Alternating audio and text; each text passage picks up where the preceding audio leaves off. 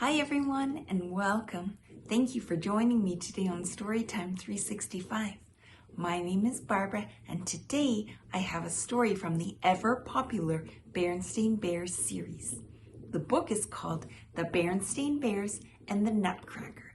This is a book that's been written and illustrated by Jan and Mike Berenstain.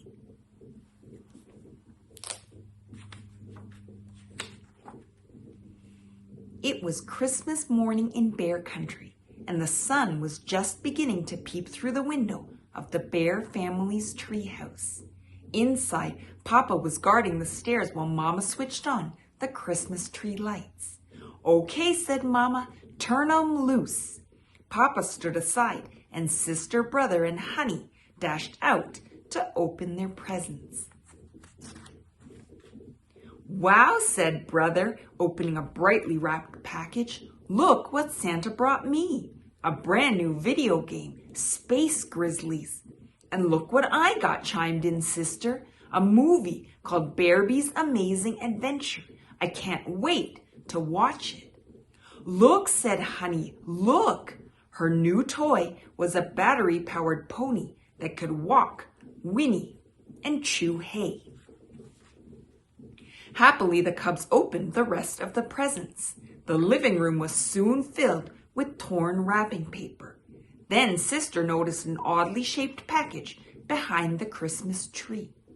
The label read, "For Brother, Sister, and Honey, from Santa." "This one is for all of us," Sister said. Inside the package, the cubs found a funny wooden soldier bear. He had a big mouth that opened and closed. "What is this?" asked Sister. "That's the Nutcracker Bear from the Nutcracker Ballet," said Papa. "Oh yeah," said Brother. "We saw that on TV."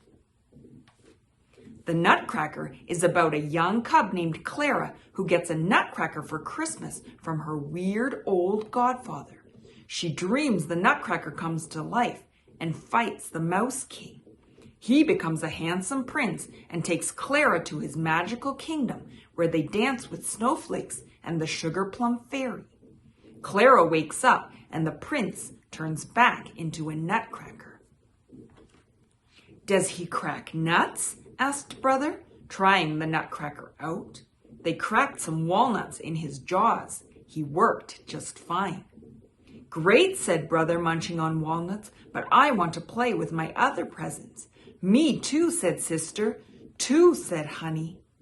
The cubs got busy with their brand new toys, games, and videos. By early afternoon, something odd happened. The cubs were tired of their new things. Brother played video games until his eyes were about to fall out. Sister watched her Barbie movie over and over until she couldn't stand the sight of pink. Honey played with her battery-operated pony so much that it finally broke. "We're bored," Sister complained to Mama and Papa. "But you have all these new presents to play with," said Mama. "I know," said Brother, "but we're bored anyway." "Well, you'll have to figure out something to do until company comes for Christmas dinner," said Mama. "Why don't you use your imaginations?" said Papa. "Our imaginations?" said Sister. "How do we do that?" "You just pretend," said Papa. "Go up to the attic and make yourselves costumes out of old clothes and pretend something." "Like what?" asked Brother. "Anything," said Papa.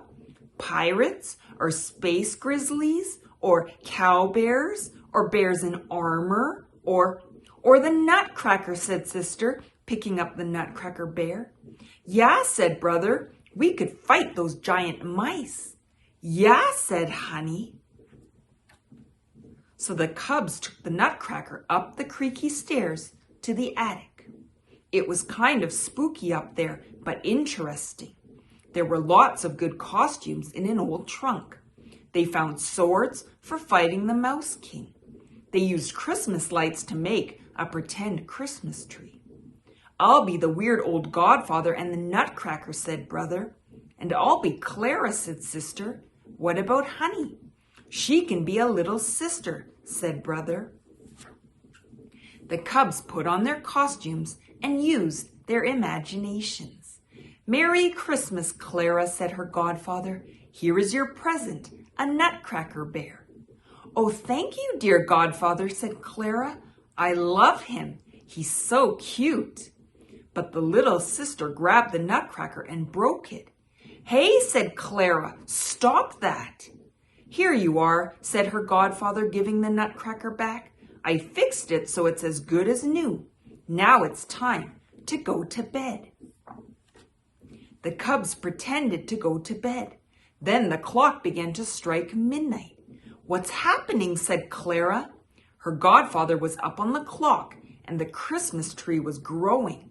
The attic seemed to be turning into the world of the Nutcracker. "Oh no," said Clara, "the Mouse King is attacking." "Hooray," she cried, "it's my Nutcracker. He's come to life. He will save us." "Oh dear," Clara said, "the Mouse King is winning. What can I do?" "I know, I'll throw my slipper at him," she decided. "My brave Nutcracker," said Clara, "but wait, now you look like a handsome prince." "Yes," the Nutcracker said, "the spell that made me into a Nutcracker is broken. Now let's fly away to my magical kingdom." "Okay," said Clara. Off they flew through the night. "Here we are in the land of snow," said the prince. "See the dancing snowflakes?" "Aren't they lovely?" said Clara. "Brr, it's cold." They flew on. "Welcome to the land of sweets," said the prince. "It looks delicious," said Clara. "Let's dance," said the prince. "Okay," said Clara. "Sister, brother, honey," called a voice. "Time for dinner," called Mama from downstairs. "Okay, Mama," answered the cubs. The world of the Nutcracker seemed to fade away. They put away their costumes and brought the Nutcracker down from the attic. Grizzly Gramps and Gran were there for Christmas dinner. "A Nutcracker bear," said Grizzly Gran. "How cute! Do you cubs know the story of the Nutcracker?" "We sure do," said Brother. "We'll act it out for you." "Are you going to put on the whole Nutcracker ballet without costumes or sets or anything?" asked Grizzly Gramps. "That's right, Gramps," said Sister. "You just have to use your imagination." And that's exactly what they did. Thank you for joining me for today's story. I hope you enjoyed it. If you would like a copy of this book, please see below in the description for the link. Please remember to like and subscribe, and I hope to see you again tomorrow for another story. Bye!